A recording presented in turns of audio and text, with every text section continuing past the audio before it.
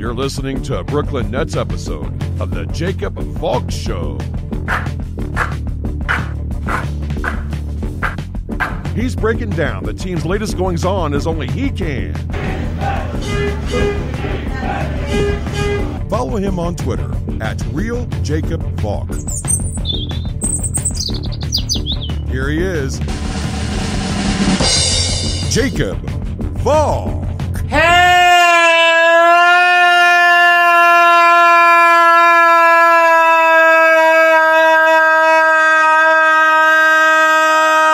Nets fans! Welcome to my first Brooklyn Nets show for the 2020-21 season, if you don't count the season preview, here on the Jacob Valk Show. I am Jacob Valk, and the incredibly sad news from the Nets today is that yesterday Spencer Dinwiddie partially tore the ACL in his right knee. He will have surgery next week. He is done for the rest of the season. While this is obviously sad news, Dinwiddie was a really easy guy to root for. The guy gets cut by the Bulls. The Nets give him a shot. He turns it into a key sixth-man role. Then he becomes a starter. And this year he was supposed to play a really big role for the Nets. He was going to give that starting unit another ball handler, another guy who could catch and shoot, a guy who could create his own shot, a very versatile player. Dinwiddie can beat you in a bunch of ways. The Nets don't have that anymore, but the reality is, this doesn't hurt the Nets as much as it could. You saw it yesterday when Timothé Luwawu-Cabarrot came in from his reserve spot and scored 11 points in 12 minutes. The Nets can weather this injury.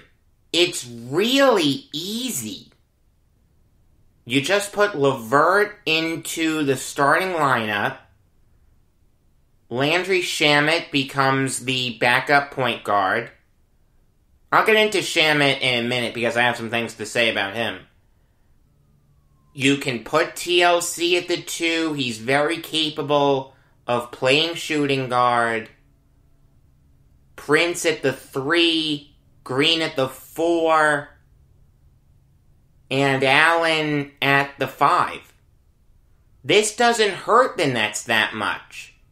You may see a little more of Tyler Johnson, Bruce Brown, Chris Chiozza. The Nets have the depth to weather this injury. And I understand that we're only 3 games into the season, but Dinwiddie really didn't look that good. He looked really uncomfortable. His defense wasn't that good. He was hesitating on catch and shoots. He looked uncomfortable as the starting shooting guard. There's no question about that. Caris LeVert looked like the better player. So does this hurt the Nets' depth? The answer is yes. In the long run, will this really affect the Nets? The answer is no. The one other element to this injury that no one's talking about is how this impacts the Nets' pursuit of James Harden. You had to think that the package was going to include LeVert, Dinwiddie, Allen, and Prince. I don't see an injured Spencer Dinwiddie who's set to hit free agency after this year. He has a player option for next year, appealing to the Rockets. So instead of 3 really good players and salary filler in Taurean Prince, who's not awful, but he certainly hasn't played well in the first 3 games of the season, you're getting 2 really good young players, an injured Spencer Dinwiddie, who may or may not opt into his contract. Would you be comfortable signing him to an extension? I don't know, only the Rockets would know. And Taurean Prince. That probably doesn't get the job done. The only way that gets the job done is if LeVert enters the starting lineup and plays like a superstar. Then the question becomes, do you want to trade Caris LeVert, who's finally hitting his stride? I probably would, but I'll tell you, this is fact. There will be a sizable contingent of Nets fans that will be against that. Spencer Dinwiddie's injury hurts the Nets' chances of trading for James Harden more than it's going to hurt their play on the court. Alright, now I'll get to Landry Shamet, a guy who I was really excited about. I thought he made perfect sense for the Nets. Played really well for the Clippers. I thought he would be a perfect 3-point shooter off the bench. You've got Joe Harris in the starting lineup, Landry Shamet off the bench. What's better than that? Well, Shamet has really struggled to start off the season. He's averaging just 3.7 points per game. He is shooting 12.5% from the field. 13.3% from beyond the arc. Yesterday, against the Hornets, he shot 0 for 9 from the field, 0 for 8 from beyond the arc. And let me tell you, a lot of those looks were clean looks. The reality is the Nets need Shamet to step up. Kevin Durant and Kyrie Irving are sitting this game out. There's nothing wrong with them. This is just the back end of a back-to-back. So they're getting a game off because that's the way the NBA is. I don't like it, but c'est la vie. With no Durant, no Kyrie, and no Dinwiddie, it's all hands on deck. LeVert's really going to need to step up. DeAndre Jordan's really going to need to step up. Joe Harris is going to need to step up. Landry Shamet's really going to need to step up. Jared Allen's going to need to step up. Taurean Prince is going to need to step up. Some of the reserves could get big minutes tonight. A guy like Tyler Johnson or Bruce Brown may have to step up. Chris Chiosa too. The reality is the Nets are going to need to find a third guy who can score consistently. And it can't be Caris LeVert getting 10 points off the bench. I understand opening night LeVert got 20, but against the Celtics and Hornets, he had 10 points. That's not enough. The stuff about everyone contributing This guy will get 5, this guy will get 7, this guy will get 10, and that'll be enough. No, that really doesn't work. You need a third guy. Especially with Durant and Kyrie having rest days. Someone needs to be the lead dog. It should be Karis LeVert. I like LeVert. I like LeVert a lot. This is his time to shine. I do think he can be the third banana. Would he be as good as James Harden? Absolutely not.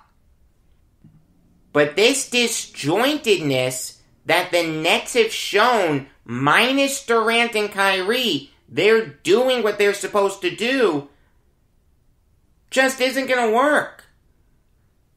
I mean, Joe Harris is doing his thing. Jared Allen's doing his thing. DeAndre Jordan, you just want him to score more. He's getting his rebounds. But how about the Nets run some old school sets for him?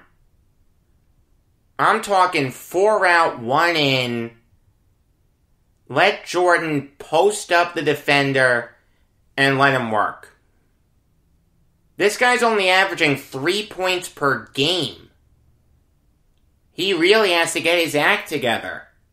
Jeff Green needs to get his act together. Taurean Prince definitely needs to get his act together.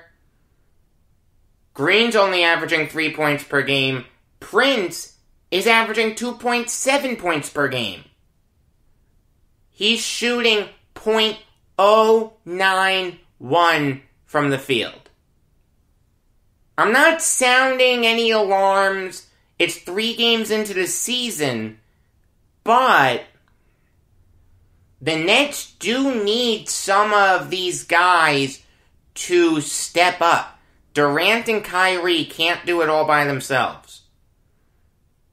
And on a night like tonight, where they're sitting out, it's on LeVert, it's on Harris, it's on Jordan, it's on Allen, it's on Shamet, it's on Green. I don't buy the notion that the Nets can't win this game. Am I going to go as far as to pick them tonight against the Grizzlies?